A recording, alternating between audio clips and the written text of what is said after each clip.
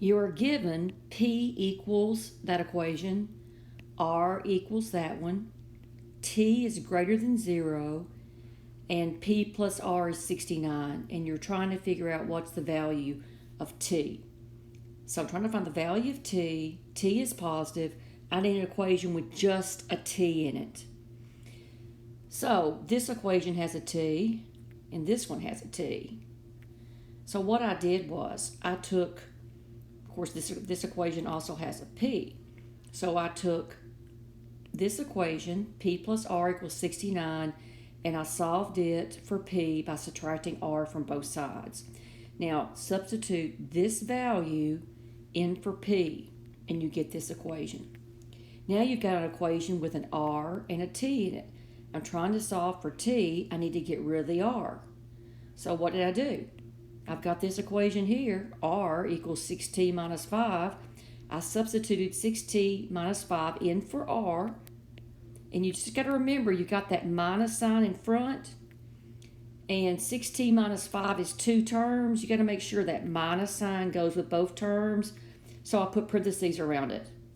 So 69 minus parentheses 6T minus 5, and then brought down the 3 squared plus 2. So I'm here. On this step, I distributed the negative 1 and got rid of the parentheses. And that gave me 69 minus 6T plus a 5 is 3T squared plus 2. This equation only has a T in it. I'm trying to solve for T. The highest exponent on the variable is a 2. That means it's quadratic. That means you need to get 0 on one side. So what I did first, what is 69 plus 5?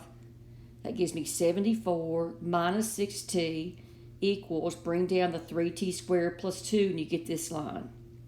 Now subtract the 74 and add the 6T to both sides, and you have this equation. It's quadratic with a 0 on one side. The next thing I noticed is I could divide every term on both sides by 3. Divide everything by 3. And you get T squared plus 2T minus 24. And then I just factored that. I'm not sure how your factoring is. I have to get a T squared. That means T times T is T squared. I've got to get a negative 24. Positive 6 times negative 4 is negative 24. And if you check, okay, I hope my microphone turned off for a minute. I hope you heard all that. Now, you've got 0 equals T plus 6 times T minus 4. Either T plus 6 equals 0 or T minus 4 equals 0. And you solve those and you get two values, negative 6 and 4.